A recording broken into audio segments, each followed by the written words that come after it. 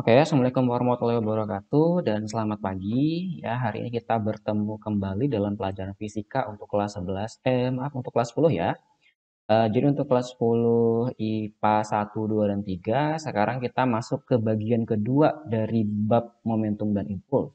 Kalau sebelumnya kan kita sudah mempelajari pengertian momentum itu apa, impuls itu apa, kemudian hubungannya ya, dan juga ada tentang hukum kekekalan momentum. Nah, hari ini kita akan memasuki bagian kedua dari bab ini, yaitu tentang tumbukan, ya. Nah, kalau kita lihat nih, tumbukan tuh seperti ini dia. Ya, jadi ada bola-bola bandul ini, mereka saling bertumbukan satu sama lain. Ini namanya adalah bandul Newton namanya. Ya. Nah, sekarang kita pelajari tumbukan itu apa sih, ya?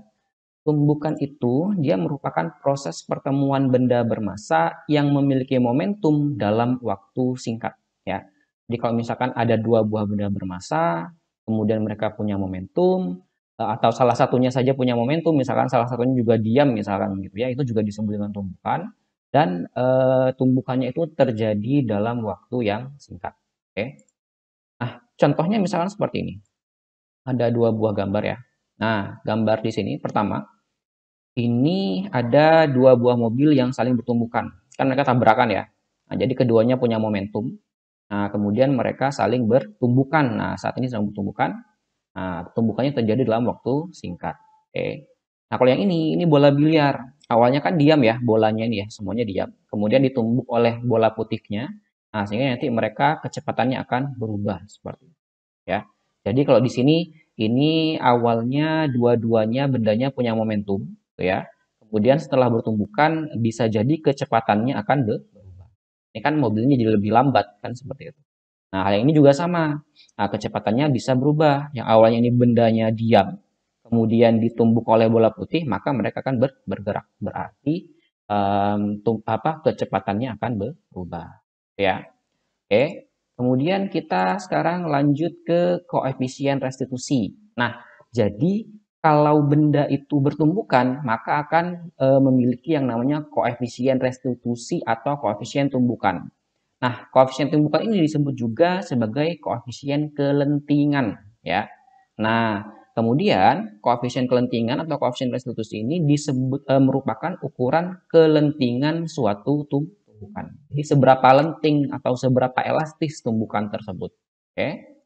Nah, kemudian untuk koefisien restitusi nilainya itu berada di kisaran 0 sampai 1.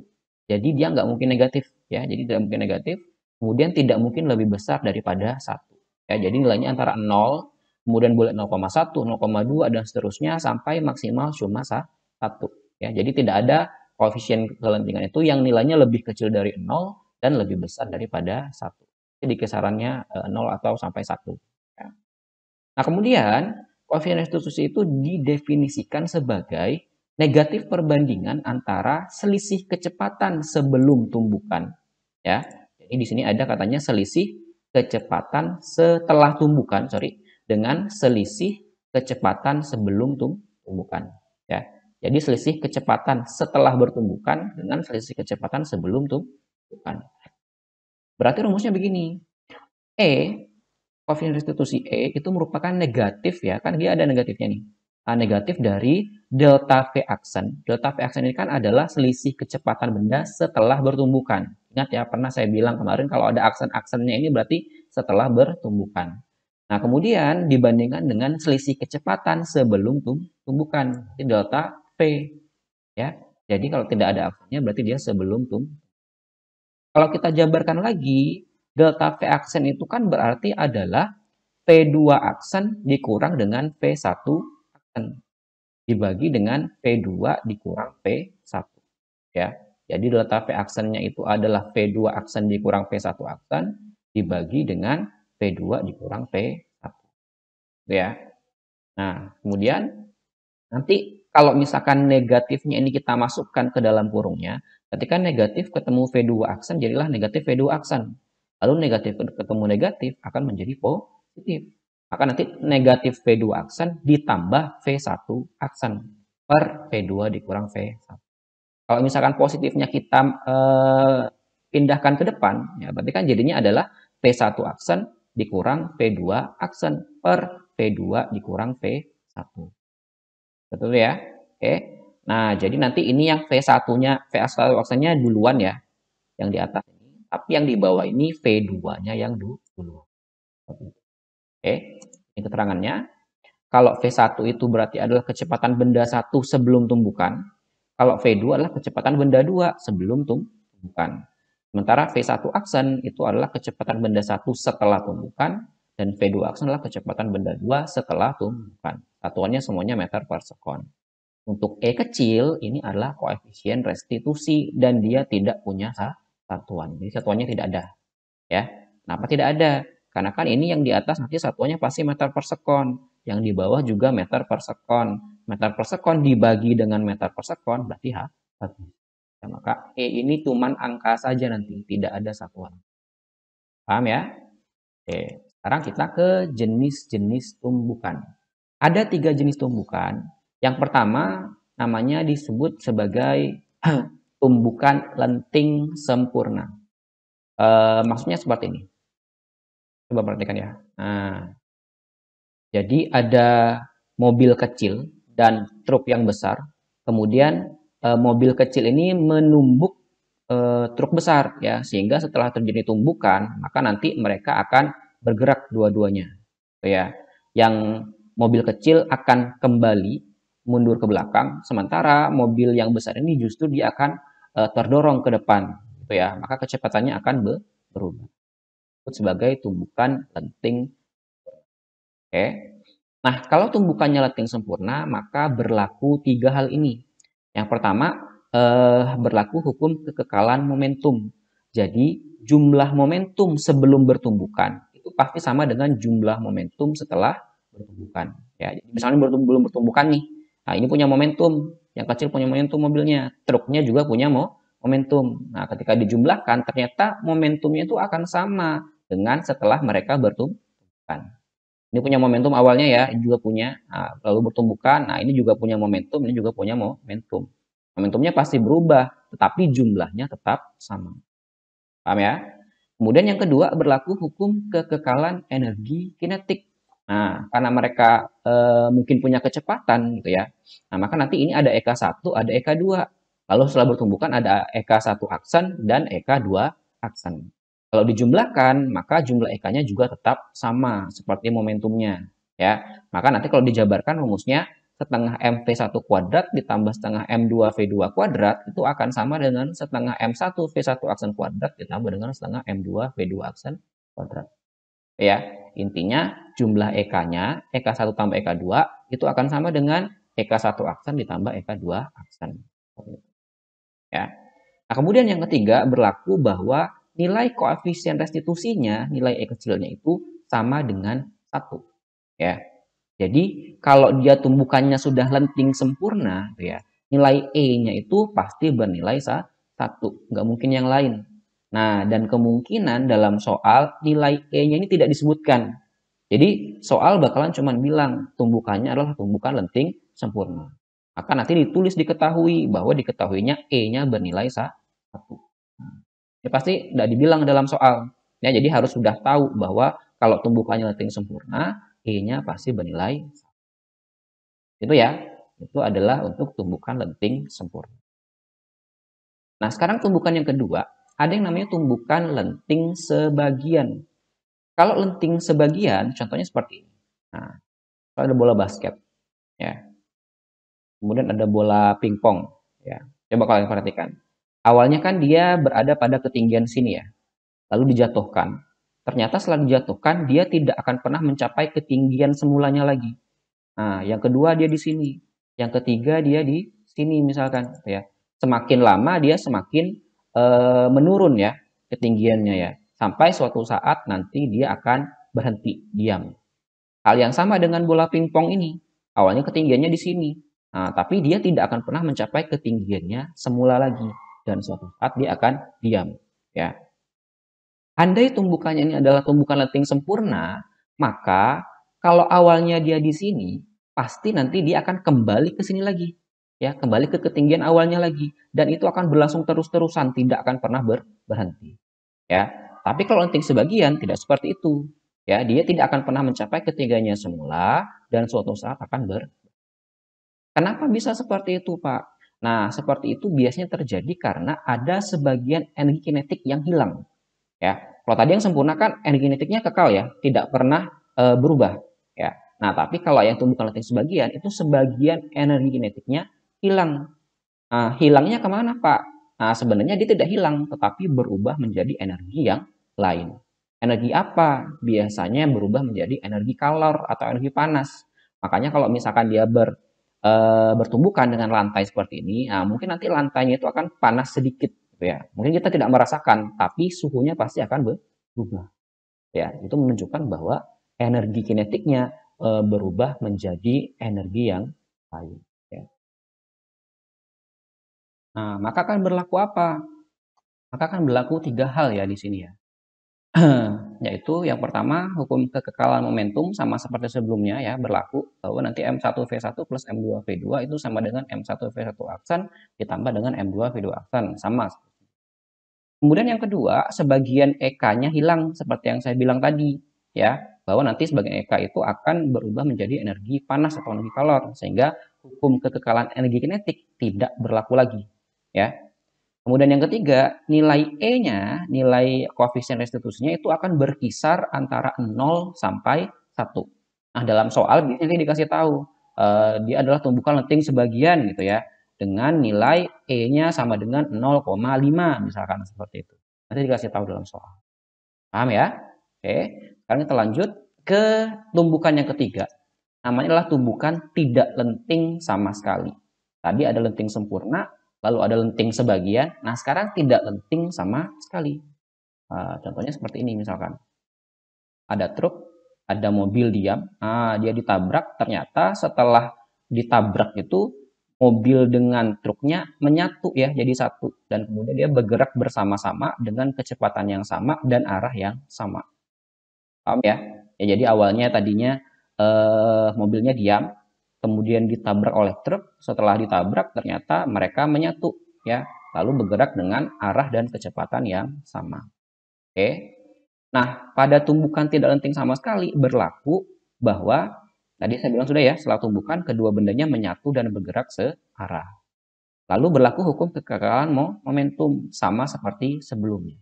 Nah, tetapi yang perlu diperhatikan di sini adalah setelah bertumbukan ya. Setelah bertumbukan dia cuma cukup seperti ini. Karena dia menyatu berarti kan jadinya M1 plus M2 dalam kurung dikalikan dengan kecepatannya kan sama. Nah, kalau yang tadi kan sebelumnya ada V1 aksen dan V2 aksen ya. Nah, sekarang cuma jadi V aksen saja karena bendanya jadi satu dan bergerak searah.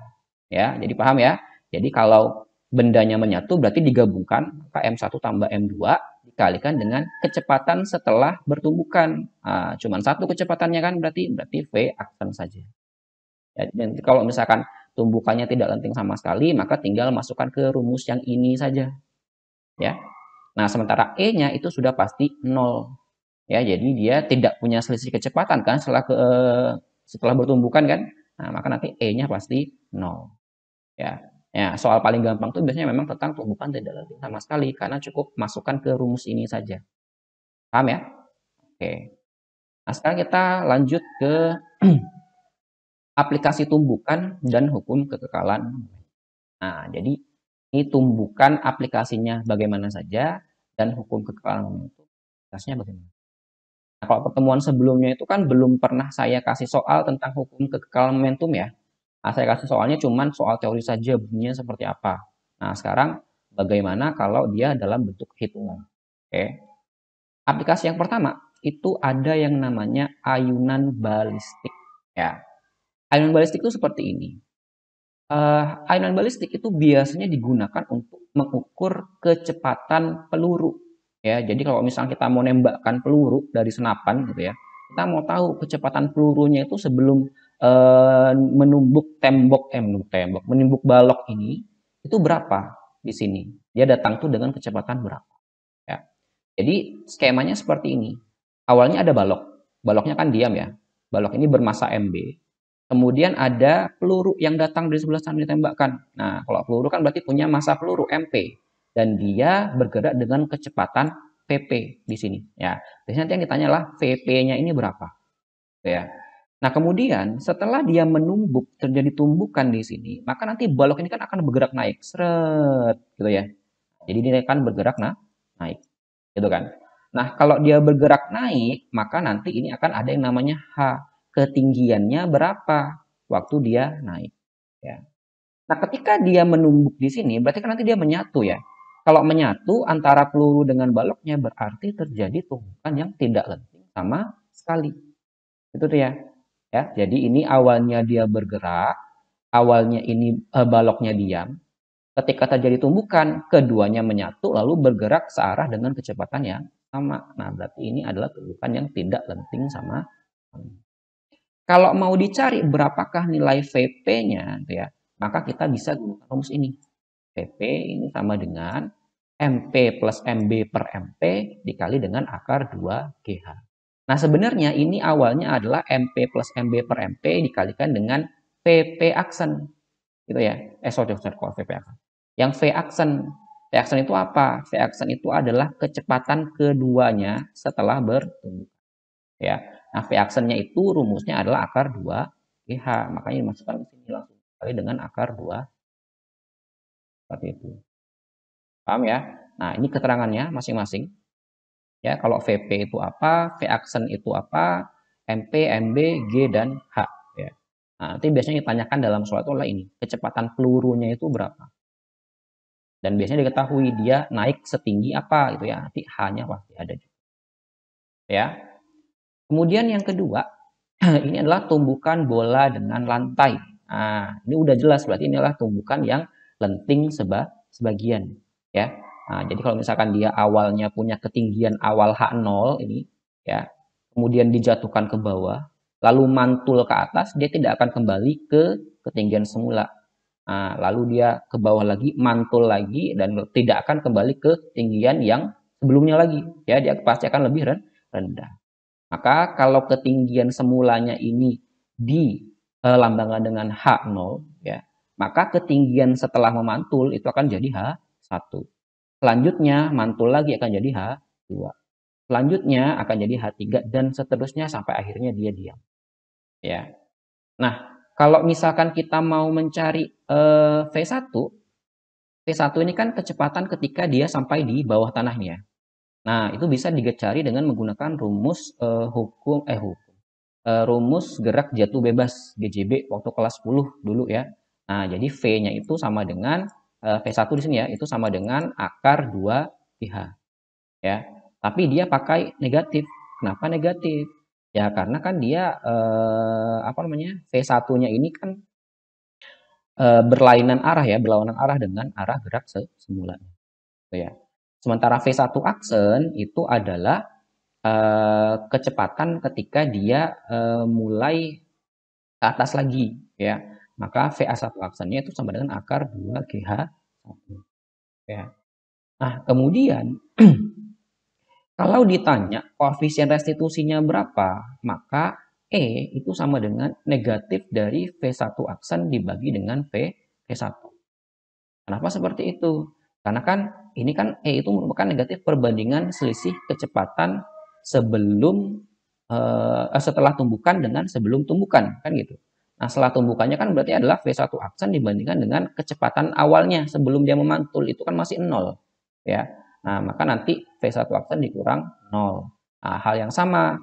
Nah, ini juga sebelum tumbukan berarti kan ini di atas masih 0. Berarti kan nanti akan jadi V1 dikurang 0. Kalau V1 aksen dan V1-nya dimasukkan, ya berarti dia akan menjadi akar 2G H0 dibanding dengan 2G H1. 2G-nya bisa dicoret, maka akan menjadi akar H1 per H0. Ya. Itu untuk tumbukan atau untuk pantulan yang pertama kali. Kalau pantulan yang kedua kali akan menjadi akar dari H2 per H1. Pantulan yang ketiga kali akan menjadi akar H3 per H2. Ya. Nah, berarti nanti ini akan jadi akar H3 per H2. Ya. Dan seterusnya. Nah, kalau yang keempat kali berarti akar H4 per H5. dan H5, H3, sorry. Dan seterusnya. Oke ya, paham ya? Lanjut. Nah, roket. Nah, pada roket ini juga berlaku hukum kekekalan momentum ya. Kalau tadi kan tumbukan ya. Nah, ini tuh hukum kekekalan momentum. Awalnya kan roketnya diam. Kemudian dia bergerak ke atas. Ya. Ketika bergerak ke atas, dia pasti menyemburkan ada asapnya kan di sini kan, bebannya apakah yang dikeluarkannya. Ya. Nah, jadi ketika dia bergerak ke atas itu akan sama dengan M1V1, kemudian asapnya ini yang ke bawah akan menjadi M2V2 ya. Nah, ketika dia diam ini kan anggap ini keadaan awalnya ya. Kemudian ketika dia bergerak ke atas ini adalah keadaan keduanya ya. Keadaan awalnya ini kita bisa sebut sebagai dia belum bertumbukan. Sementara kalau yang kedua ini berarti sesudah bertumbukan. Nah, jadi jangan sangka bahwa kalau bertumbukan itu pasti dua benda saling menyatu gitu ya. Enggak. Jadi bisa saja kalau satu buah benda kemudian dia terpisah menjadi dua bagian gitu ya. Nah, itu juga termasuk tumbukan. Paham ya? Ya, jadi tidak harus ada dua benda. Boleh juga ada satu benda, tapi satu bendanya itu memisah. Nah, itu juga namanya tumbukan. Ya. Nah, maka nanti M1V1 ditambah M2V2 itu akan sama dengan M1V1 aksen ditambah M2V2 aksen. Ya. Tapi kan V1 aksen dengan V2 aksennya ketika dia diam itu adalah 0. Nah, maka nanti dia pasti akan sama dengan 0. Oke. Kalau M2V2-nya kita pindah ke sebelah, maka akan jadi seperti ini. M1V1 sama dengan negatif M2V2. Gitu ya. Oke. Kemudian yang terakhir, ini adalah gerak senapan saat peluru dilepaskan. Ya. Jadi misalnya kita punya pistol nih. Kemudian pistolnya ini kita tembakkan, dor, gitu ya. Oke. Nah, maka nanti kan awalnya pelurunya diam, pistolnya kan diam juga. Ya, berarti nanti kecepatan awalnya itu sama-sama 0. Nah, kemudian setelah ditumbuhkan itu kan berarti kan dia memisah ya antara peluru dengan pistolnya misah. Nah, berarti nanti akan ada yang namanya VP aksen, kecepatan peluru setelah bertumbukan, dan VS aksen, kecepatan senapan setelah bertumbukan. Nah, kalau kita perhatikan, pasti nanti ini pelurunya kan akan bergerak ke depan ya. Tapi tangan kita ini pasti akan terdorong ke belakang. Gitu. Ya. Maka nanti berlaku hukum kekekalan momentum bahwa MPVP tambah MSVS itu akan sama dengan MPVP aksen ditambah dengan MSVS aksen. Karena VP-nya ini 0, PS-nya juga 0, nah pastinya akan jadi 0 tambah 0 kan? Nah, maka 0 tambah 0 akan tetap 0 sama dengan MPVP aksen tambah MSVS aksen. Kalau kita pindah ruas MSVS aksennya ke sebelah, maka akan jadi negatif. Maka ntar akan berlaku seperti ini pada hukum kekekalan momentum untuk gerak senapan. Ya, oke. Nah, jadi untuk materi momentum dan impuls cukup sampai di sini saja ya, sudah selesai. Oke. Nah, setelah ini kita akan latihan soal terlebih dahulu. Nah, setelah latihan soal, kita akan mengerjakan tugas. Baik, untuk materinya saya akhiri. Selamat pagi. Assalamualaikum warahmatullahi wabarakatuh.